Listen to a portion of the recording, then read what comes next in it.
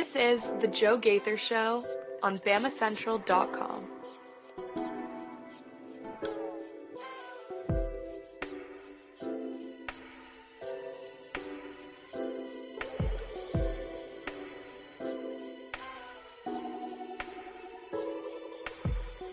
Good afternoon, Tuscaloosa.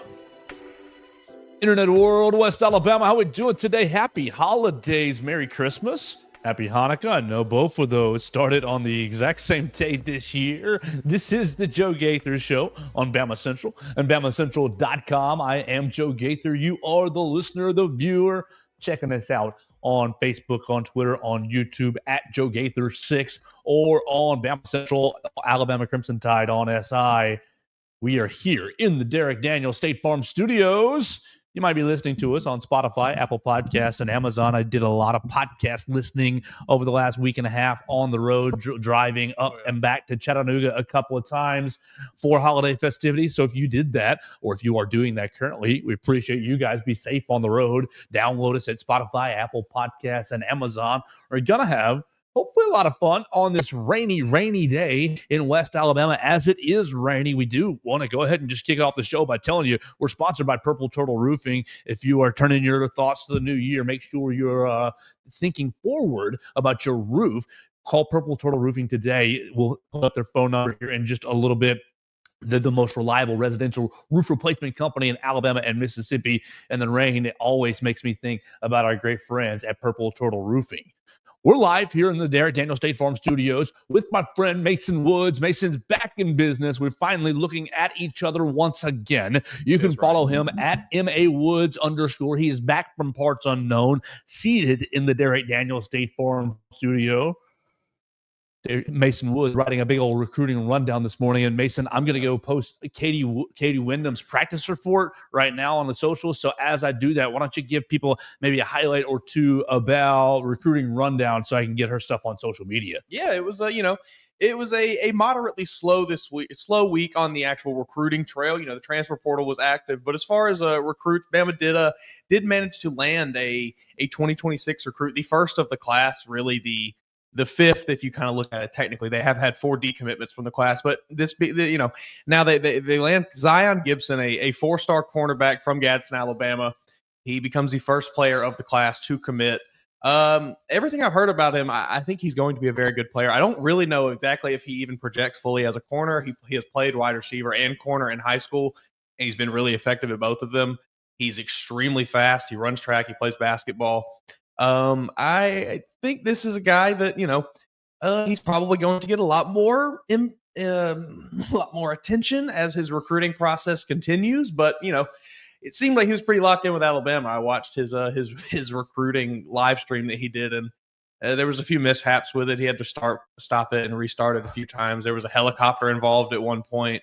A helicopter? Yeah, nobody flew in the helicopter. There was just some photos taken in front of the helicopter, so I don't really know what happened there.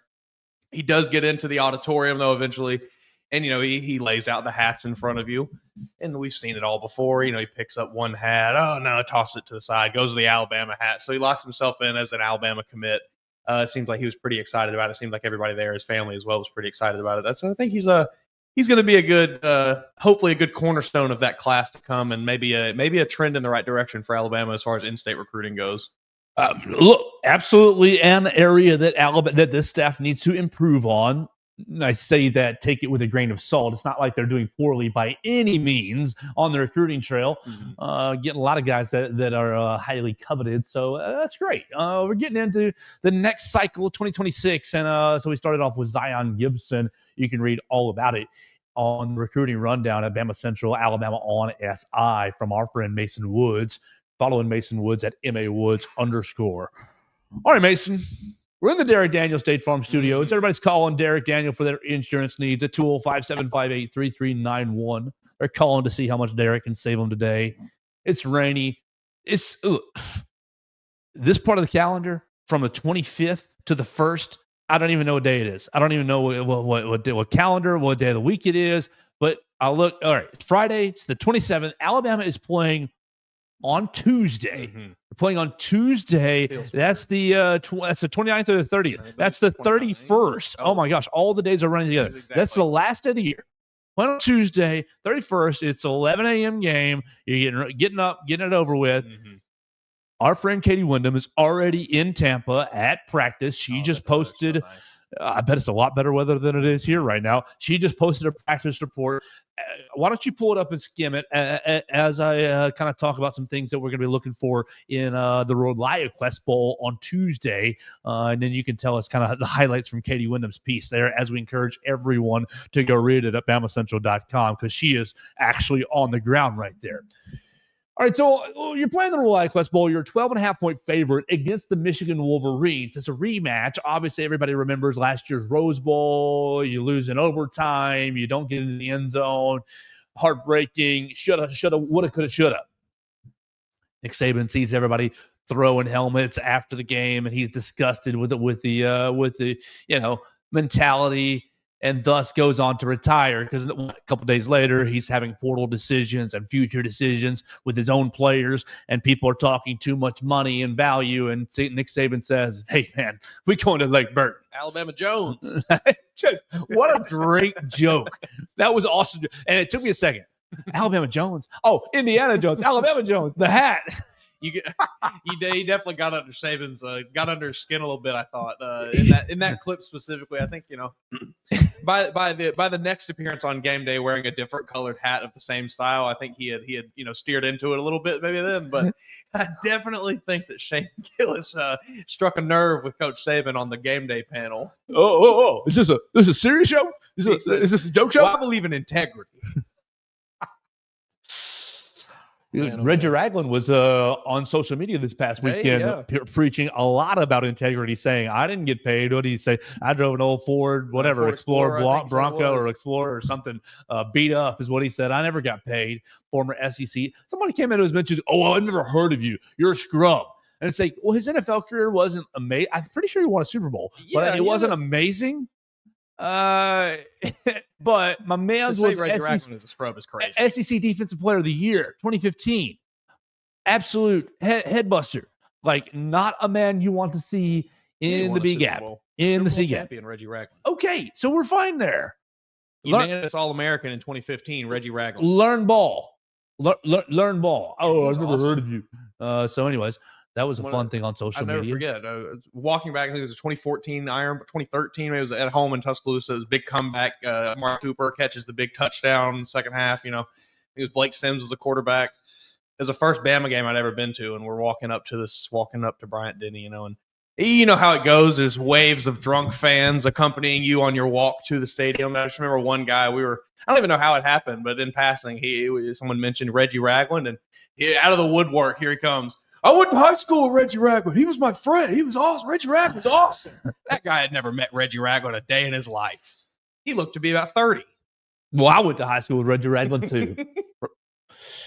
Oh, gosh. All right, where were we going? We were going to the Michigan game. Last year's result. But, I feel no buzz.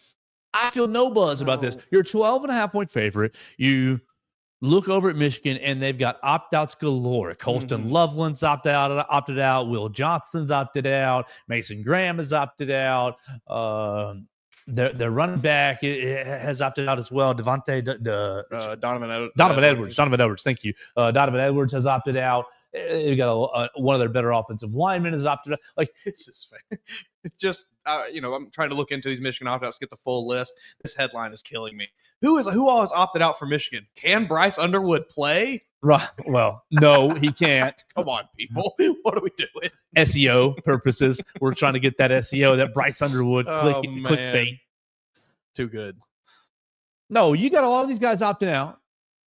And for Alabama, you don't have anybody outside of, the transfer portalees. You got a spy in the Michigan camp in Justice Haynes. Did Damon Payne, is that official? Has he gone through with his Michigan commitment, or did he get caught up and go somewhere else? Damon Payne. I know that there's been a list here. Looks like it is Michigan. So it did end up with him. That's what I'm seeing. Yeah. All right. Good. Because I know for a second his paperwork was held up, but that only made a whole lot of sense.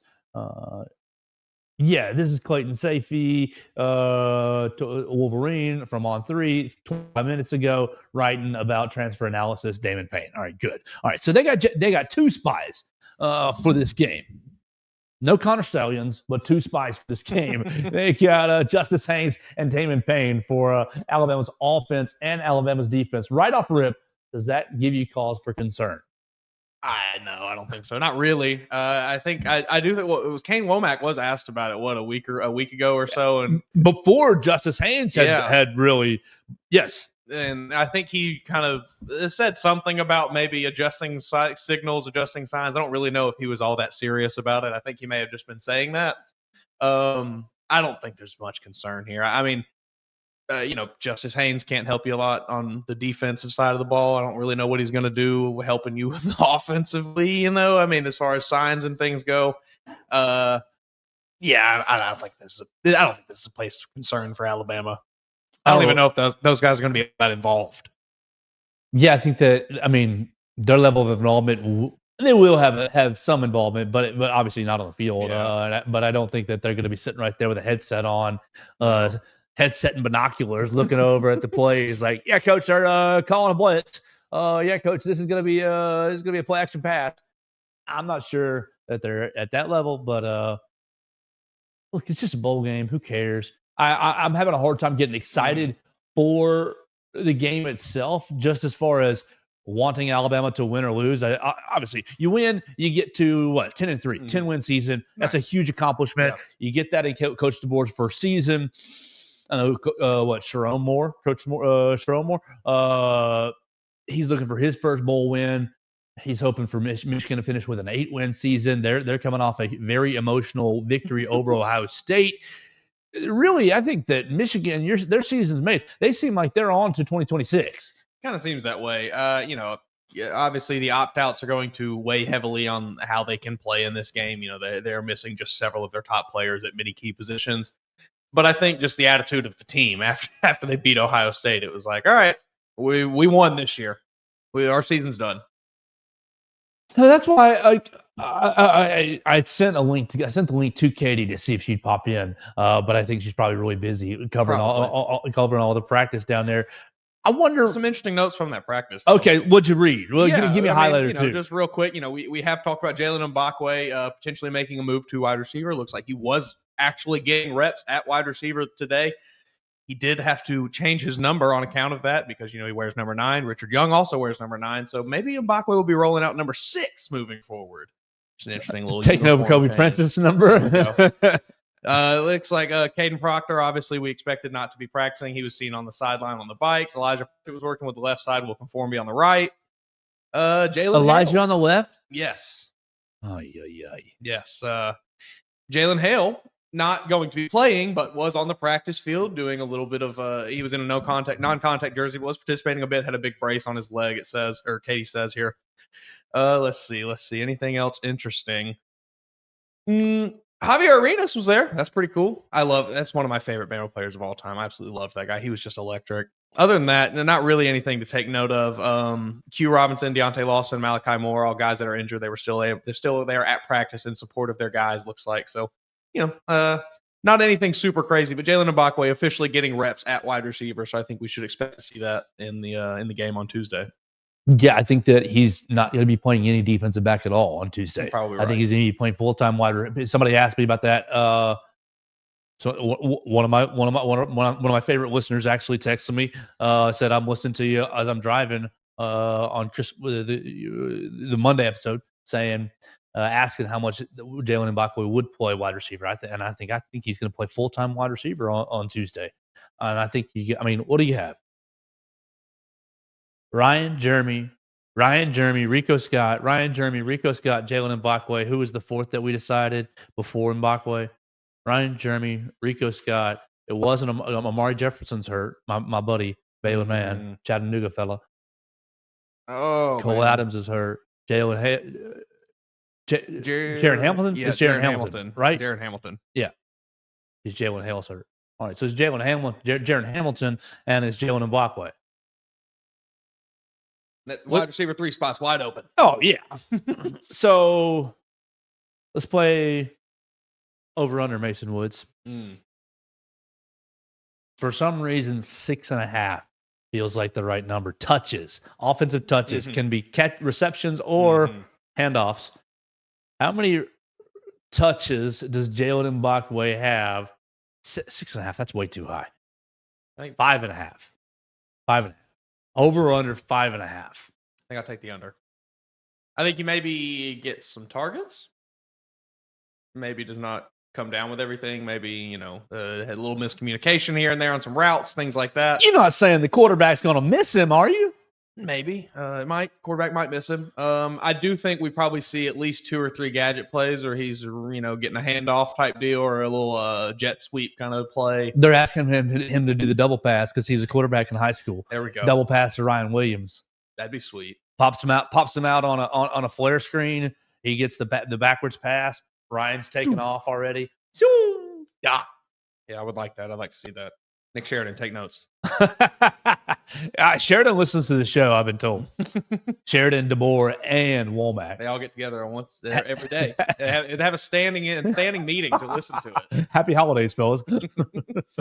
I think, I would go with the under on that. I think they will try to get him involved on some specifically designed plays for him. I just don't think it's going to be a ton of them. Okay. All right. Yeah, I think it's going to be a lot of fun. All right. So, biggest concern out of the notes oh my gosh, yes. All right. We're about to get a whole lot better. You're going to have to pop off your earphones so we can listen to Katie Windham so I can hear her. Wow. Oh, yes. Perfect. We're going to go down to Tampa and find our friend Katie Windham. Katie just published practice notes. Mason just kind of gave you some highlights. And Katie, I was just about to we talked about Jaylen Mbakwe just a little bit playing wide receiver. I'd love to get your perspective on that. But first, it's the tackle situation. That's my biggest concern right here out of your notes. Katie writes on BamaCentral.com, Alabama on SI, that Will Conformity is playing right tackle at practice. Elijah Pritchett playing left tackle at practice because Caden Proctor is a little bit dinged up. First off, how are you? How's the weather? Thank you for joining us. And what is going on with the Alabama offensive line? I'm good. It's great weather down here, sunny Florida. That's why I'm squinting in the camera right now. I tried to get somewhere where I wouldn't be looking into the sun. I currently have the computer on top of a recycling bin. But because, once you get downgraded from the playoff for a New Year's Six Bowl, you don't have as nice of media accommodations here. There's no media workroom. There was no shuttle here. We're kind of roughing it out in the sun right now working. But, yeah, it's definitely an interesting situation. Now, we didn't see, the offense actually, all lining up. But, when they were going through drills, Elijah was on the left side. Wilkin was on the right side. Caden was nowhere near the offensive line. When we first walked out there, we thought maybe he wasn't even there at all. But he was out there. So, I don't know. It's kind of a little interesting cat and mouse game Alabama's playing right now, that reports came out that he wasn't going to play. And then Alabama posted 3 pictures of him on Instagram at practice, and tagged him, which seemed a tad excessive. And then, today when we're actually there watching them, you would think that they would have wanted to have him practicing in front of us, but he wasn't. So, it's looking like he's not going to play, but I think kind of that decision's more up to him. Well, Katie joins us live from Tampa, where she is covering the ReliaQuest Bowl. Alabama is taking on Michigan. You just hit my biggest concern just for the game itself, is what's Alabama going to do on its offensive line. I think a lot of people are really concerned about wide receivers, so let's turn right there. What did you see out of Jaylen Mbakwe? I just tossed to Mason Woods an over-under 5.5 offensive touches for Jaylen Mbakwe, whether it be receptions or handoffs. What did you see out of Jaylen Mbakwe, and what do you think about his offensive involvement on Tuesday? I think I'd take that 5.5 sounds good, just because there's so few other options at wide receiver. They had Rico Scott and Jaren Hamilton out there as well. But, from the little bit I saw, and also, there's so much going on at once. But I got a couple clips of Mbakwe, I think, catching the ball at practice that I just threw up on YouTube. I put together a bunch of the clips. So if anyone's interested, they can go kind of watch that. I think he will play, just because they need bodies at wide receiver, and there's so few available. I mean, obviously Ryan Williams and Jeremy Bernard were out there. Also put in the practice report, Jaylen Hale was practicing. That he's not going to play. They're not going to, burn a year of eligibility, even though I guess he could get the medical red shirt for one game. But he was moving pretty well. I mean, he's out there. He had on the black no contact jersey and a brace, but he seemed to be moving pretty well and practicing at close to full speed. So I think that's good news for next season. But I think we will see some Mbakwe action on offense. Katie, I read that you mentioned in the rundown that at one point DeBoer kind of had to maybe get on everybody and kind of yell at the quarterbacks a little bit. Just kind of going off of that, what is the whole team? Is there kind of the typical sense of urgency that you see with an Alabama practice, or does it seem like anybody's maybe not super excited to be there in Tampa? I think at least from the little bit we saw, they seemed pretty fired up. Jamarcus Shepard was fired up like always. There was a lot of energy around the different groups. It was, like I said in the report, it was hard to see what was going on defense, but on the offensive side of the field, they seemed pretty fired up. Yeah, Kaylin was getting on the quarterbacks to make sure they did the drill right, make sure everybody's has some pep in their step as they get ready for this ReliaQuest Bowl. Well, we were kind of highlighting Michigan's opt-outs right before you joined, and they have a ton of them. Mason Graham, Donovan Edwards, they're all over the field. Will Johnson, tons of opt-outs. Colson Loveland. What do you think the Alabama mindset's going to be on Tuesday, and how do you think really the coaching staff is going to handle really some of these veteran players for Alabama that are opting in per se? I mean, obviously it's not opting in, but not opting out, choosing to play, the Tyler Bookers of the world, the Jalen Milrose of the world. Do you think there's going to be any sort of okay, these guys are going to play a little bit, and then we're going to see a Ty Simpson? What do you think is going to be the mindset from the coaching staff when you kind of compare it to Michigan and their depleted roster? I mean, I think they definitely obviously want to win this game. So I don't know if it's like maybe if the game gets out of control, but then that's kind of a normal scenario where if you have a big lead, you're going to put your backups in. I don't know. I think we talked, I think, Joe, on just a minute about kind of what this says about the program that these guys were choosing to play. And I talked about Bryson Will 2 years ago. But really, I think for this game, a good example would be what happened in 2020 when Alabama played Michigan in the Citrus Bowl, and a guy like Jerry Jeudy that went first round that decided to play in that game and had a great game, maybe helped his, draft stock put on a good performance. And so I think that could be a chance for some of these guys to get out there and play well. And I think maybe, I don't know, I can't read the coach's mind. It'll be more up to the guys of, do I want to, keep playing this game like I normally would? Do I want to stay on the field as long as possible in my Alabama uniform, or maybe just have the chance to enjoy it from the sidelines after they build up a lead, if they build up a lead? Katie, I know you said in the report there that it was more maybe kind of drill work with the offense, not as much kind of team on team period. But we here on the Joe Gaither Show, we have been banging the drum for Austin Mack. What can you tell me that you saw out of the quarterback, the transfer from Washington? Were you able to see anything from Austin Mack? Yeah, I've got to be honest, I didn't see a ton from him. I mean, I videoed some of the quarterback drills and watched him going through, but I honestly, I would be just making stuff up if I tried to give any specific insight to what I saw. But I'll let you go look at the Zapruder film, and you can let me know. Y'all can let me know what you see from the practice footage of Austin Mack. And it also, because it's so sunny out every here, clip we can find. It was hard for me to see my phone a ton. So, this may not be the best practice footage we've ever gotten, but, it's the first practice footage we've gotten since August. So that's, it's something at least to see what's out there right now. We'll break it down frame by frame. Absolutely. Katie Windham is live in Tampa, and we're going to let her go in just a minute because she is hardworking covering the ReliaQuest Bowl. Please follow her at Katie Windham _. Follow all of her work, Bama Central, Alabama on SI. The last question that I have for you, Katie, is bowl game activities. You left your family, you left everybody to go cover this game right after Christmas. What is going to be the bowl game activities? Will the media get to be involved in any sort of those activities? Will the team do anything fun? Obviously, they sometimes pit the teams against each other in some sort of competition. Is there going to be anything between now and Tuesday that is a little bit off, outside of football? There's a beach day where I think it's going to be kind of like a thing for the players. and fans and the bands, kind of like a battle of the bands thing. I think maybe I'd have to go back and read the details on that. And then there's also a day at Busch Gardens, the amusement park with roller coasters for the teams and media. So that should be fun. I can't remember what day it is. But yes, there's some fun stuff sprinkled in here. The full bowl experience, even though they didn't get in the playoffs, which really, that was kind of one of the downsides that I didn't even think about until people were talking about it the night of the games, that these teams that made the first round of the playoffs and then lost didn't get any sort of traditional bowl experience.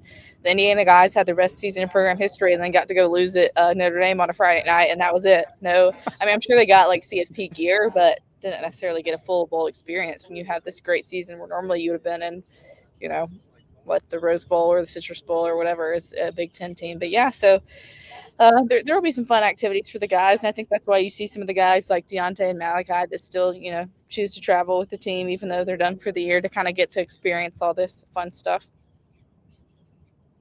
Well, they've absolutely earned it, and you have as well. Make sure you follow Katie Windham at Katie Windham _ on the Twitter machine. She's going to be covering the ReliaQuest Bowl right there in Tampa as Alabama takes on Michigan. Katie will catch up with you maybe on Monday for a prediction or so, and we'll let you cover the game on Tuesday. How about that?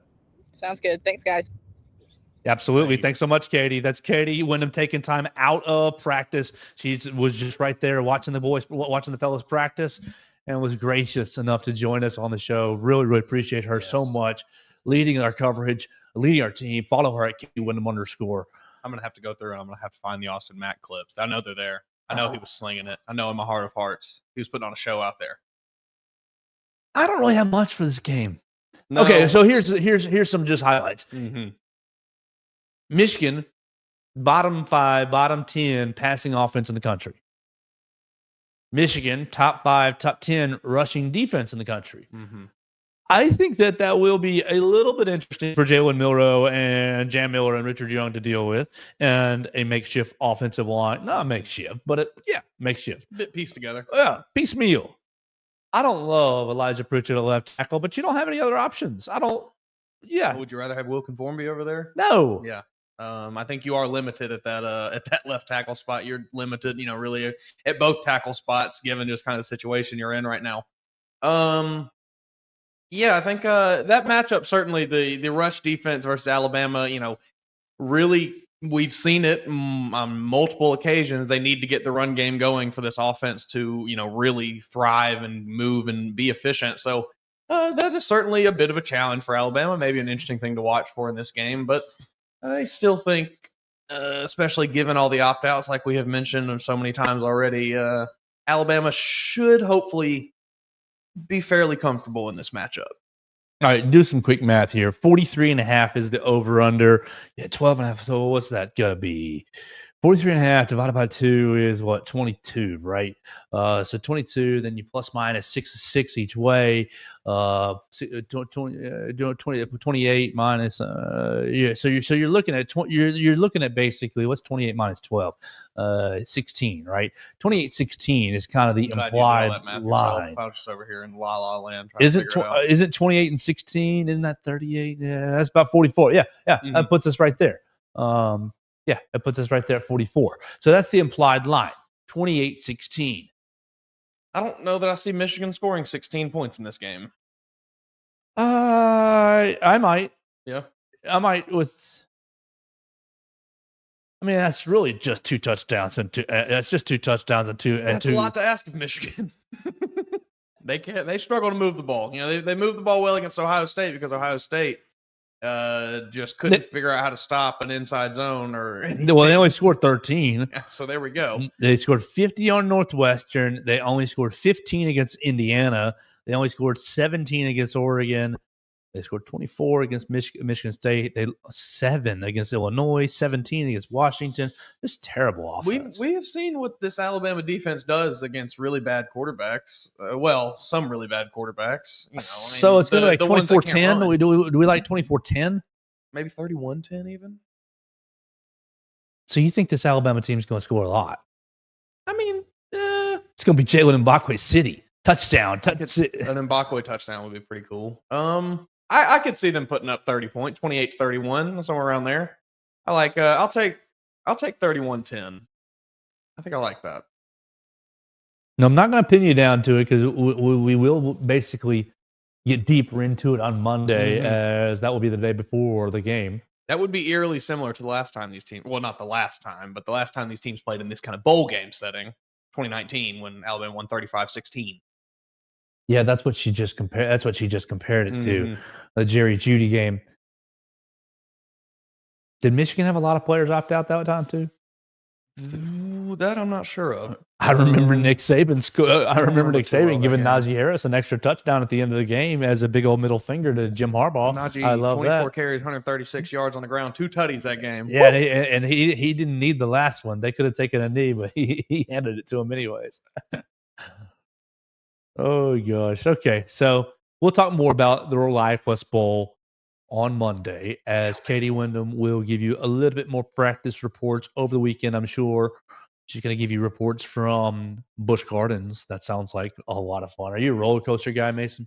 I am not, unfortunately. I've tried it. I get pretty bad motion sickness on them, and the 2 that I've been on, I was just like pale face, sitting there the whole time trying not to throw up. So I don't really do too well on them. I'm not a big rides person. I love them. I have a hard time on airplanes, even, honestly. So. Oh wow. Yeah. I love a good roller coaster. I don't like the roller coasters, the rides at Universal, where it's the ride and the motion screen as well. Like, kind of was a Harry Potter nerd as a kid, so was really looking forward to going to Harry Potter World and put the glasses on to they're like 3D glasses and like 3D, even sitting stationary in a movie. It's kind of tough for me. I used to have an issue with 3D movies as a child. And so you combine that that. Out of it a little bit now, but because we did at Universal, that was one of the places I have been to. Me and Melissa, we did I think it's The Mummy, that movie, The Mummy. There's a ride for that. And it's kind of one of those, same style. And that one, I enjoyed that one. I had a good time on it. Same with, there was another one where it's kind of, inside on rails type Fast and deal. Furious? That one was fine. It was the Men in Black.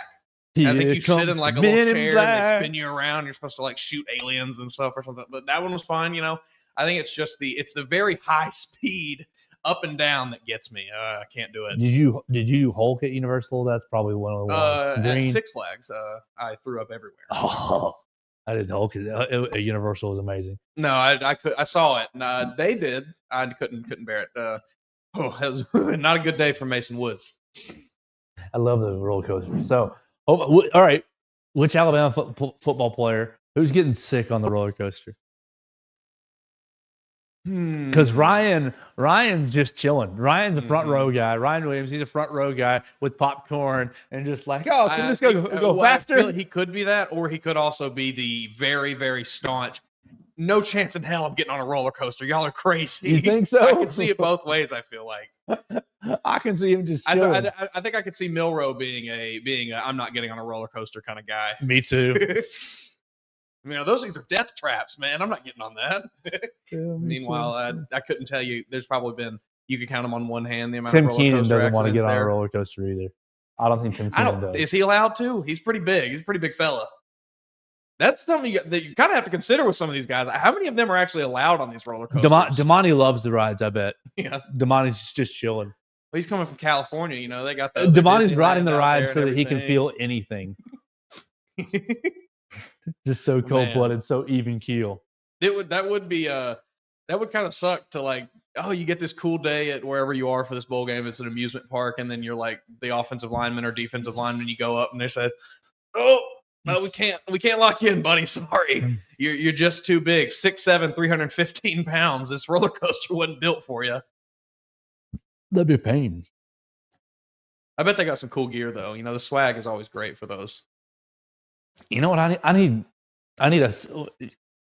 to pull a page from some of my other journalist buddies. They got a second screen at some of these games. They're on their laptop and they'll have an iPad open, and that's where they keep their stat broadcasts. I'm just like, I need a second screen, and they'll keep they'll connect to their Xfinity or whatever, and they'll keep it right there so they can punch, rewind, and stuff. And I'm like, I need that second screen. I need to go to one of these bowl games. Shoot, the Cotton Bowl. 2021 playoffs, they gave us a hat, a pullover. They gave us all kinds of stuff from the media. Sweet. It was awesome. Yeah. So I hope they do take care of Katie. I know that it'll be obviously lesser for the media, Sure. but it's still a great gift. I mean, yeah, that's not usually. to say that these bowl games are cheap by any means. There's still massive sponsors for these things. There's a lot of money going into these events. So surely they can take care of the folks that are going to be there covering it, as well as the players that are going to be participating in it and the coaches as well. All right, Mason Woods. Let me go tell you everybody about our friend Purple Turtle Roofing. They are the most reliable residential roof replacement company in Alabama and Mississippi. Oh, as I click our screen right there, Purple Turtle Roofing. Bam. Come on. I don't know why it won't come up. Anyways, you can call Dustin Foley and his team today at 877-PT-ROOF-5 to schedule your appointment. One of the qualified employees will come check out your roof for free, and they'll make sure you're prepared for any and all of life's storms. That's 877-787-6635. Or you can visit them online today at roofturtle.com. Like you said, it is raining. If you live in West Alabama today, you're experiencing that. So make sure that you are prepared for all of life's storms. Call them at 877-PT-ROOF-5. All right, let's transition a little bit to Alabama basketball. Obviously, several days away, but it's the next game, and we won't be on. We will not be on Saturday. Sunday, the Crimson Tide takes on South Dakota State. The Jackrabbits come into Tuscaloosa. Jackrabbits are 9-5. They are 0-3 outside of their own building. Should be another opportunity for Alabama to win big. ESPN's matchup analytic predictor has them as a 97.5 point favorite, or 97% chance to win. That's not right. 97. I'll take South Dakota State on that one. Yes, I'm sorry. Oops. I said that incorrectly. 97.5% chance to win outright. Can't believe I just said that so poorly. Feel good about that 97% chance, though. Maybe not 97 points, but 97% chance to win, certainly. What do we have in this old Kenny Pomeroy? This is Alabama's real last tune-up game, kind of before they get into conference play. This, we've talked about what this stretch of. I don't want to call them easy games because Alabama has somehow found a way to not really make them look easy at times, but should have been easy games on your schedule going into it. And it was your chance to, after you had that very, very tough stretch where you performed pretty well, you had a chance to really lock in, get your lineup right, get your rotations right before conference play, and this is the last chance for Nate Oates to do that. South Dakota State 119th in KenPom with their 125 in offensive rating. They are 136 in defensive rating. They're 112 in tempo. What do you want to see out of Alabama? If you got one wish, and if you could see one thing only, what would it be? I'd like to see a performance somewhat similar to game one against UNC Asheville, where they just hammered the ball inside and sprinted up and down court for 40 minutes. That'd be pretty great. If we could just get a consistently fast-paced offense with good defensive play, good effort from all five guys on the court, whoever those five guys are going to be at any given time, I feel pretty happy. Whether the shots fall tonight or not, I really don't care. It's more of an effort thing I would like to see. Because with effort, they'll win the game. I'd like to see some of those shots start falling, though. The three-point percentage has not been that good for the Crimson Tide this season. Really? We've talked about the shootouts. We've mentioned Noah Clowney before in his slump with Alabama. He's lighting it up for the Nets now. He had like 9 threes the other night. I think yesterday. It'll come. Just takes time. I'd like to see that pace, yes. But the biggest thing that I want to see with the defense and the pace is not 19 bleeping turnovers. Yeah. End the possession not with a shot, with a good shot. Mm-hmm. Not with just – I feel like that's when – I think that's been my biggest issue with this team throughout the 12 games that you've played. Is that about right? 12 games. Is shot selection on a whole. I mean, the team is so dang talented, and everybody can score from almost anywhere on the court. Mm-hmm. But the offensive execution has left a lot to be desired. I would agree. You see them in Ken Palm, and they're obviously performing pretty well. 9th in Ken Palm, you're 7th in offensive rating, and so you think, Joe, you're being a spoiled baby complaining about a 7th rated offense. Could be one. It really could be. I think it's hard to tell a team.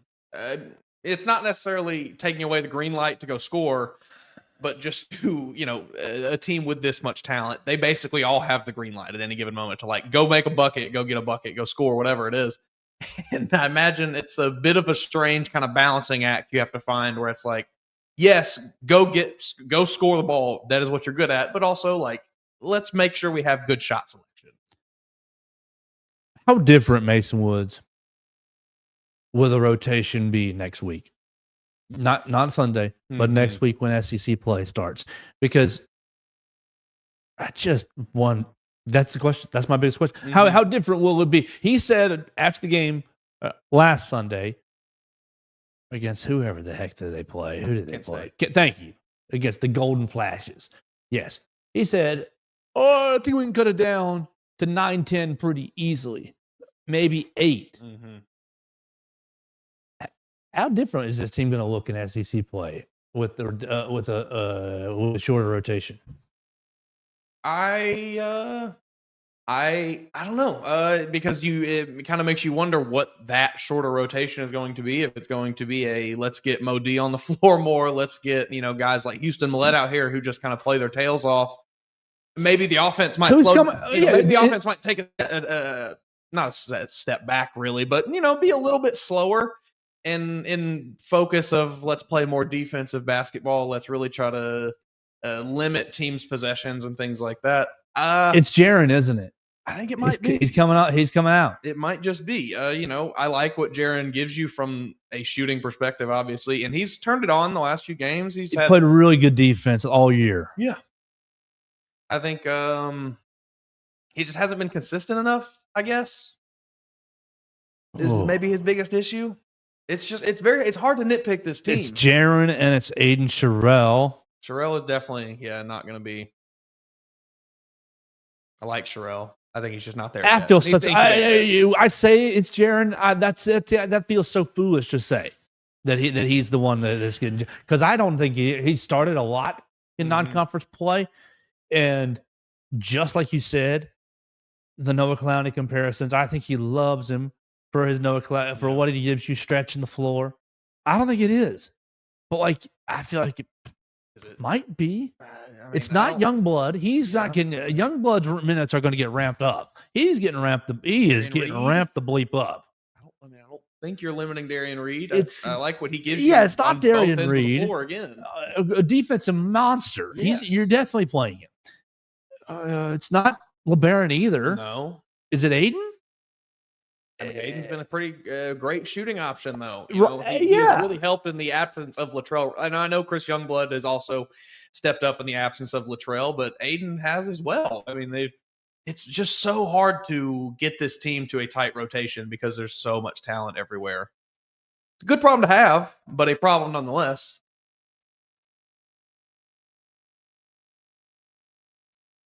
It's not Mark and Cliff. It's not Mark, Cliff, or Grant. No.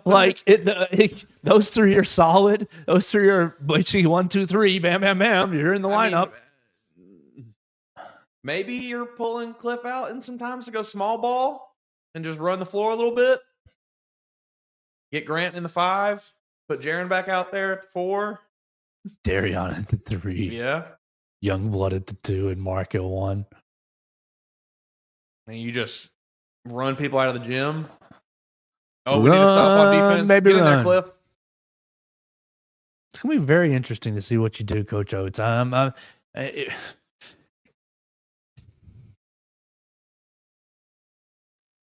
Does he have the stones to really get it down to 7 or 8?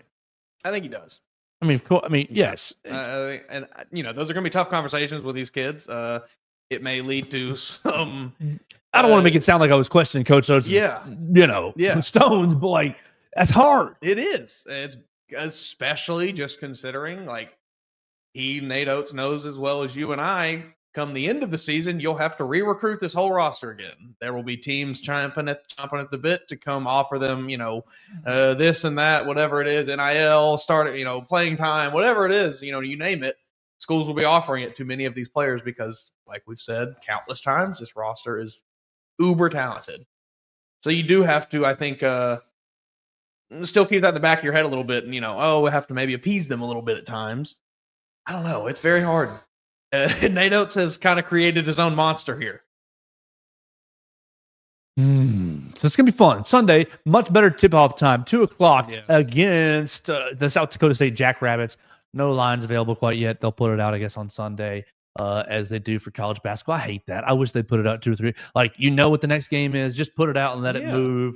I do not like that. But we'll see if Alabama can get a consistent defensive performance and see how Nate Oates uses the final piece of information to Oscar Clough. That's the guy you got to watch out for. He's leading the team in points, rebounds, and assists. What's he scoring? 16.6 a game. 16.6. What's his shooting? He's averaging percentage? a double-double. What's his shooting percentage? Like you got that 71.4. He's center. Oh, center. So he's not 6'11", 260. Big boy.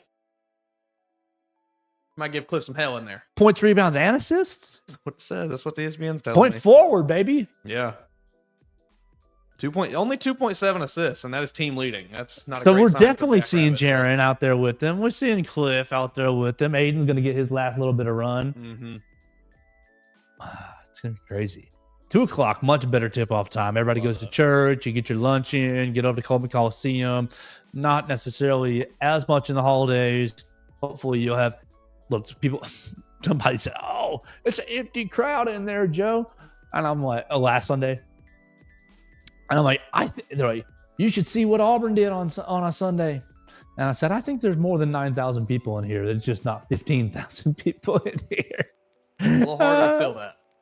That's continues to be a point of contention amongst the fans online and things. The comparison of Neville Arena to Coleman Coliseum. Like it's much easier to pack Neville Arena than it is Coleman Coliseum. There's a lot less seats. Fools. All right. What was the best Christmas gift that Mason Woods got as we get out of here? Oh, a nice, lovely, I don't really know what you call it, but, metal frame kind of cutout sign, laser cut sign for the podcast, the All Things Bama podcast. Okay. We'll be recording after this. I'm very thankful to my mom and dad for it. It was a very good gift. It really meant a lot. Okay. Excited for All Things Bama podcast. We're going to get out of here for the day. We will see you again on Monday where we will break down Alabama and South Dakota State. We'll kind of tell you how that game happened, 100-77, something like that. Maybe we'll see. And then we will really make our predictions for Alabama and Michigan as we'll have a couple more days of practice reports to read from our friend Katie Windham. Follow Katie Windham. She joined us at Katie Windham _ on the Twitter machine. It's great for her to jump in on the show today. Follow Mason Woods at MAWoods _ I am at Joe Gaither 6. We're live in the Derek Daniel State Farm Studios right here off McFarland Boulevard. Call Derek and his team 205-758-3391 for all of your insurance needs. Call and see how much Derek can save you today. We'll get out of here for the day, and we'll talk to you again on Monday on the Joe Gaither Show on Bama Central and BamaCentral.com.